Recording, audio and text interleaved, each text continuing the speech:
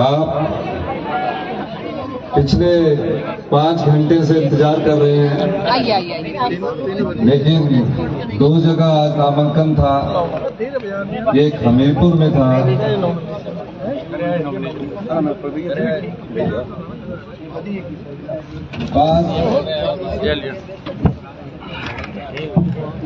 ये टूट जाएगा सर इतने वजन के बाद। 2 नामांकन थे। मैं धन्यवाद करना चाहता हूं देरा की जनता का। परम आदरणीय हमारे हिमाचल प्रदेश सरकार में उप मुख्यमंत्री मुकेश अग्निहोत्री जी, प्रदेश कांग्रेस कमेटी की अध्यक्षा श्रीमती प्रतिभा सिंह जी, हमारे ग्रामीण विकास राज्य मंत्री अमरूद सिंह जी, तकनीकी शिक्षा मंत्री राजेश धर्मानी जी, आयुष मंत्री और विधि विभाग के मंत्री गोमा जी, माफी चाहूंगा हमारे वरिष्ठ इस क्षेत्र के इंचार्ज चौधरी चंद्र कुमार जी जो कृषि मंत्री हैं, हमारे आशीष पटेल जी, हमारे संजय अवस्थी जी, राकेश कालिया जी, हमारे कैबिनेट मिनिस्टर का दर्जा प्राप्त रघुवीर बाली जी, हमारे मनिंदर राजन जी, संजय रतन जी, माफी चाहूंगा आप बैठो, विवेक जी और मनिंदर राजन जी, सम्मानित केवल पठानिया जी, किशोरी लाल जी, सुदर्शन सिंह बबलू जी, इधर हो जाओ, नजर नहीं आ रहे ना, राम कुमार जी, सभी चेयरमैन और विवेक जी, और इस क्षेत्र के हमारी राकेश काली जी, ये लिए नाम है सभी। मनकोटिया जी बोल रहे मेरा नहीं लिया तो दूसरे का नाम लेके जाते हो।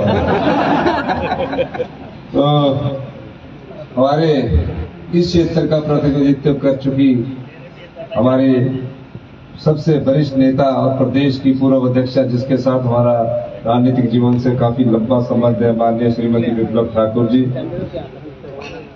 सदाबहार और इस क्षेत्र का कई बार प्रतिनिधित्व करते हुए जसपा परागपुर और डेरा से विधायक रहे हमारे जो आज कांग्रेस पार्टी में शामिल हुए हैं, सम्मानित श्री योगराज जी। इस क्षेत्र से पिछली बार कांग्रेस के प्रत्याशी हमारे छोटे भाई राजेश शर्मा जी और उनकी पत्नी, सम्मानित मंच पर सबके नाम मेरे को पता है, मैंने सबके चेहरे देख लिए, सुनील शर्मा सबके चेहरे देख लिए, सुनील शर्मा बिट्टू जी, दिलीप सिंह, हमारे एक्स MLA दिलीप सिंह जी जो पीछे बैठे हैं, पत्रकार बंधुओं, देरा के सभी पंचायत प्रधान, VDC मेंबर, सदस्य, आप सबका मैं इस नामांकन वाले दिन धन्यवाद करना चाहता हूं। 3 विधानसभा के उपचुनाव होने जा रहे हैं और ये उपचुनाव आपको देरा के पूर्व विधायक से ये पूछना चाहिए कि ये देरा की जनता पर दोबारा वोट डालने के लिए आप दोबारा से किस दबाव में आए। देरा की जनता को ये पूछना चाहिए कि हमने तो आपको 5 साल चुनकर भेजा था, आप 1.5 साल में क्यों वापिस घर आए। ये सब बातों का जवाब देरा की जनता को पूछना चाहिए। जिस प्रतिनिधि को आपने 5 साल चुनकर भेजा, उस प्रतिनिधि ने जब कभी भी कोई मेरे से बात की, मैंने उस काम को पूरा करने की हमेशा कोशिश की, लेकिन मुझे नहीं पता था कि जहां मैं 680 करोड़ का चिड़ियाघर नहीं है, ये 680 करोड़ 700 करोड़ रुपया यहां मैं खर्च करने जा रहा हूं, जिसमें अंतरराष्ट्रीय स्तर का जू बनेगा और तकरीबन नजदीक के 2000 लोगों को रोजगार मिलेगा। उस समय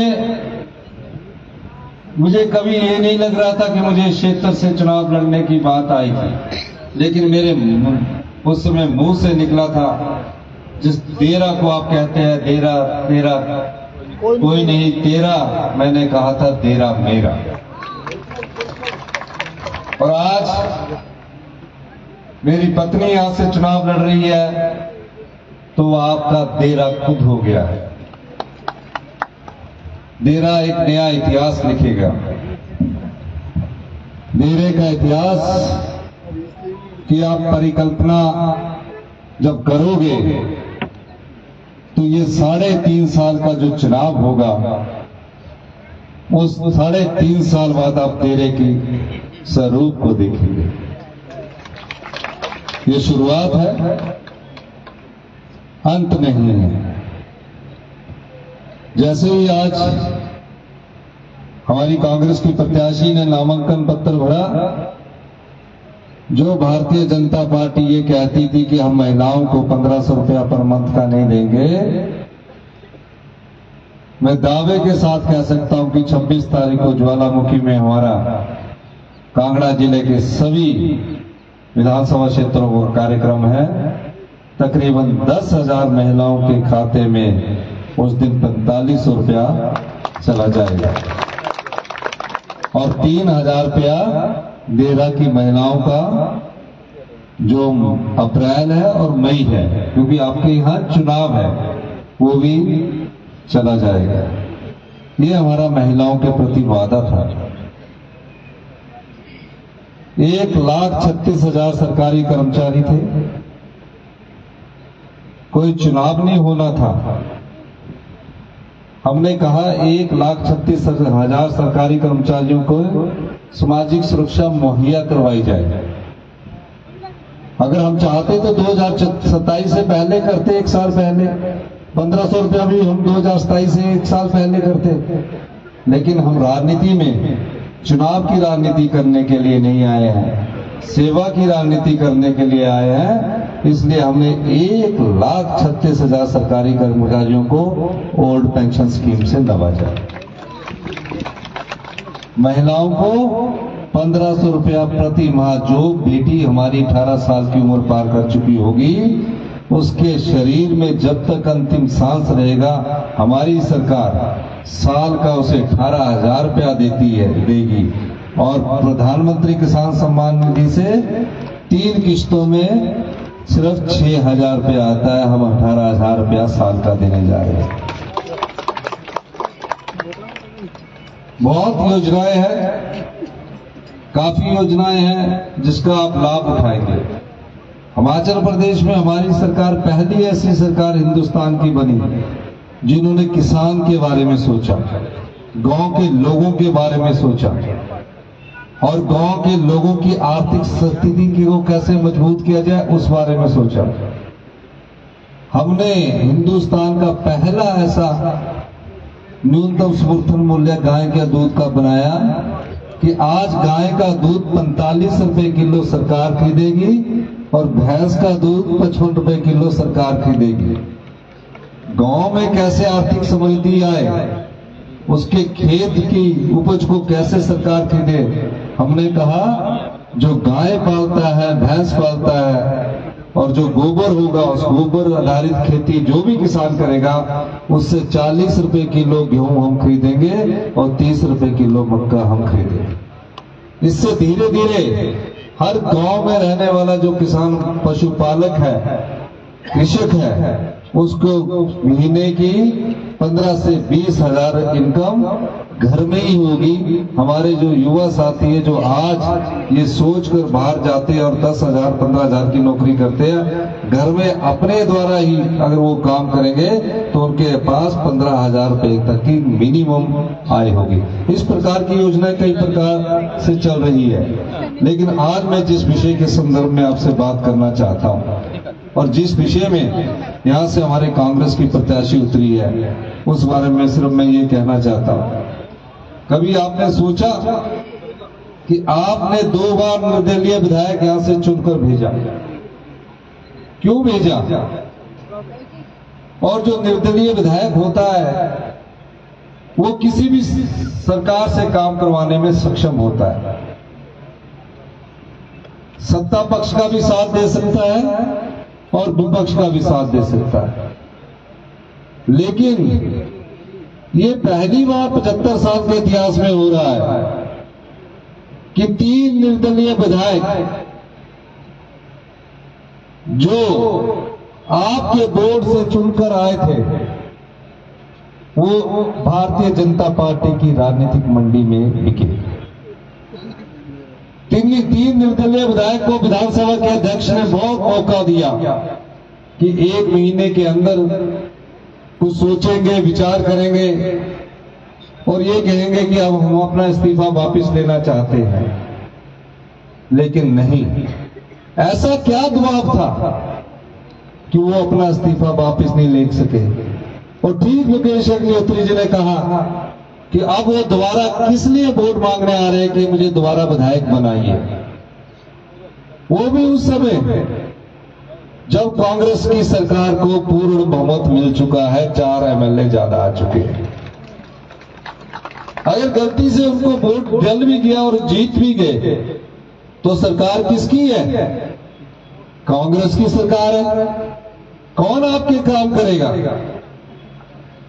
अगर आप आजाद रहते तो ये आशा रहती कि आप कांग्रेस में भी आ सकते थे, अपनी जनता के लिए काम करवा सकते थे। ये पहला मौका जहां आजाद प्रत्याशी इस्तीफा देके आ रहे हैं। अगर कांग्रेस की सरकार थी, आपके कांग्रेस की सरकार में काम नहीं होते थे तो आप बीजेपी की, भारतीय जनता पार्टी के साथ, जो विपक्ष की पार्टी थी उसके साथ बैठ जाते। आप नहीं बैठे क्योंकि आपकी रुचि कहीं और थी। आपकी रुचि आपकी सेवा में नहीं थी। 4 महीने पहले मेरे ऑफिस में आए, जोर जोर से टेबल बजाकर चीखने लगे कि हमारे कोई रिजॉर्ट बना, उसके लिए रास्ता दीजिए। फॉरेस्ट की जगह थी। जब ज्यादा गुस्से से बोले तो मैंने भी उनको बोला कि आप शांत रहिए। बहुत धन की बात करते थे। कहते थे मेरा 1 महीने का खर्चा 15 करोड़ रुपए के तकरीबन है। 15 करोड़ रुपए तक मैं महीने में खर्च कर सकता हूं। अभी जो एफिडेविट फाइल किया होगा उसको देखना। लोगों के सामने तो आप झूठ बोलते ही हैं, पर एफिडेविट में तो नहीं आप झूठ लिख सकते। अगर महीने का 15 करोड़ रुपए आप खर्च करते तो देरा की ये स्थिति ना होती कि आप छोटे छोटे सड़कों के लिए भी और ट्रांसफार्मर के लिए भी आज हमारे देरा की जनता को भटकना पड़ा। आज आपके बीच में आए हैं, कनाडा थे, बॉम्बे रहे, आपकी भावनाओं को जीत कर विधायक बने, लेकिन उन्होंने अपनी विधायकी को बेचा है। हम इसलिए नहीं आए आपके पास कि आप कमलेश ठाकुर को जिताइए। हम इसलिए आए हैं, जितने भी विधायक चुनकर जाते हैं वो कभी भी भविष्य की राजनीतिक मंडी में ना बिके। जिस सरकार को जनता की वोट से चुनकर मुख्यमंत्री की कुर्सी पर पहुंचाया जाता है, उस सरकार को नोट के दम से गिराने की जो साजिश भारतीय जनता पार्टी ने की है, भविष्य में ऐसी साजिश ना हो, इस पार्टी को भी सबक सिखाने का वक्त आया है। भारतीय जनता पार्टी के ईमानदार कार्यकर्ता है, खूब मेहनत से अपनी पार्टी को सींचते हैं। सोचते हैं कि जब चुनाव आएगा तो हम अपनी पार्टी के प्रत्याशी को जिताएंगे, कांग्रेस के कार्यकर्ता भी अपनी पार्टी को जिताएंगे। आपस में वाद विवाद भी होता है, लेकिन डेरा के आज भारतीय जनता पार्टी के जितने ईमानदार कार्यकर्ता हैं उनसे पूछिए कि जो होशियार सिंह जी हैं, उन्होंने कांग्रेस को भी हराया, बीजेपी को भी हराया, आजाद उम्मीदवार के रूप में चुनाव जीता था, आज किस आधार पर भारतीय जनता पार्टी ने उन्हें टिकट दिया? मैं कह सकता हूं उन्हें भारतीय जनता पार्टी के ईमानदार भावनात्मक कार्यकर्ताओं के अनुसार टिकट नहीं दिया गया। उनके कमल को होशियार सिंह जी ने खरीदा है और बिका हुआ कमल कभी खिल नहीं सकता। ये देरा की जनता तय करेगी। ऐसा पहली बार हो रहा है। बड़ी विचित्र घटना है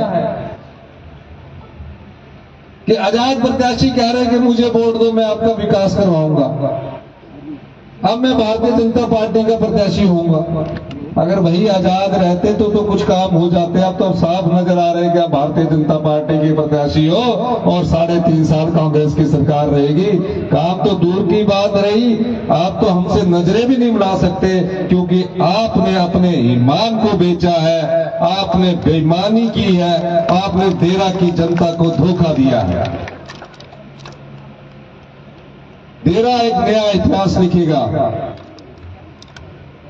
पुलिस जिला की अधिसूचना चुनाव खत्म होने के बाद कर दी जाएगी। SCPWD का ऑफिस की अधिसूचना चुनाव खत्म होने के बाद कर दी जाएगी।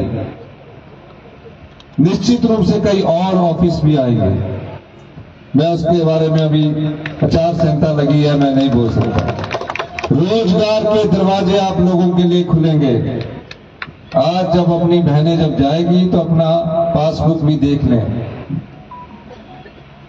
निश्चित तौर पर हर चीज में देरा को आगे आना पड़ेगा। कांगड़ा की राजनीति में आज हम आपसे ये कहने आए हैं कि आप भविष्य की राजनीति लिखने वाले हैं।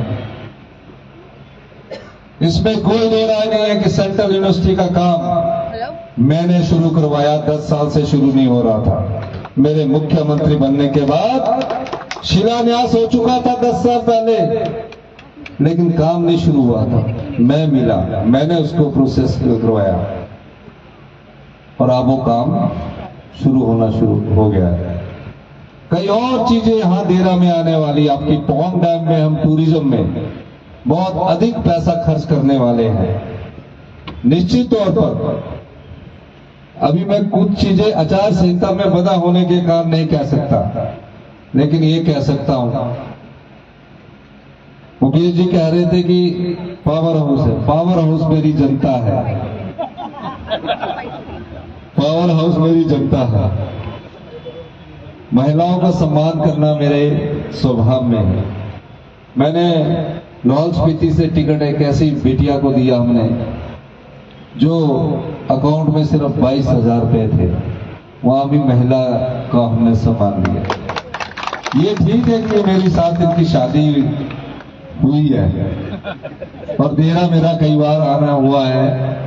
देरा में इनकी अपनी जगह भी है, मेरी सालियों की यहाँ अपने घर भी है, लेकिन पावर हाउस सारी जनता के हाथ में होता है और जो कैबिनेट होती है उसमें होता है। उसमें उप मुख्यमंत्री महोदय भी बैठे होते हैं।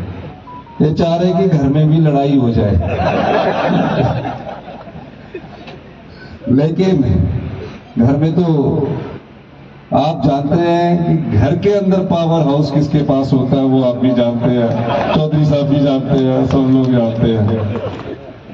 लेकिन जनता की सेवा ही सबसे बड़ा पावर हाउस है। और ये 3.5 साल के लिए चुनाव है। 3.5 साल के लिए चुनाव आपके भविष्य की राजनीति की दिशा भी तय करेगा। और मैं ये भी दावे के साथ कह सकता हूं, अभी शुरुआत हुई है, इंतजार कीजिए आप। अब सिर्फ आपको एक प्रतिनिधि के रूप में कमलेश जी को जिताकर अगर आप भेजोगे, निश्चित रूप से जो 25 साल का अंधकार है वो उजाले की ओर जाना शुरू होगा। इसलिए अंत में मैं यही कहते हुए, देरा अब मेरा, देरा अब मेरा।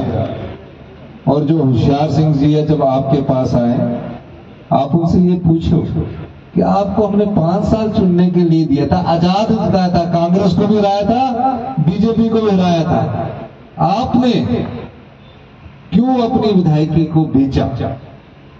उन्होंने बेचा है इसको। बहुत बोलते हैं कि हमारे पास बहुत धन है।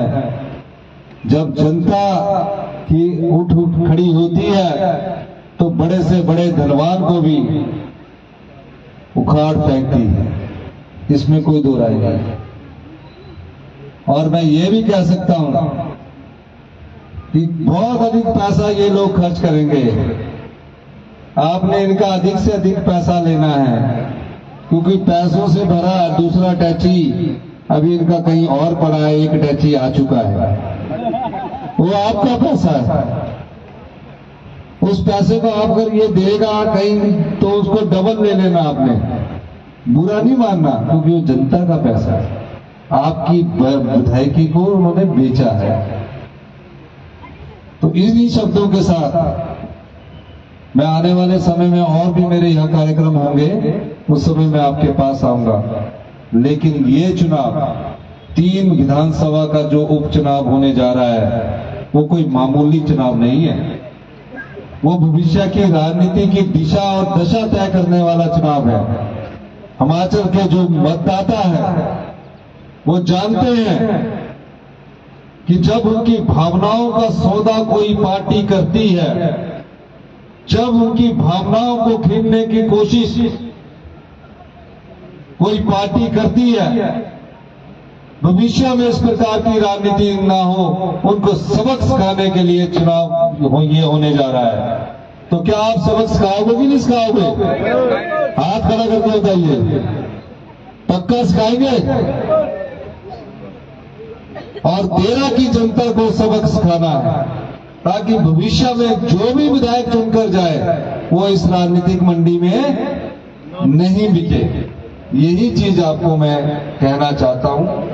आपके पास मैं आया हूं, मेरी वाइफ का मायका है यहाँ, और मैं आपका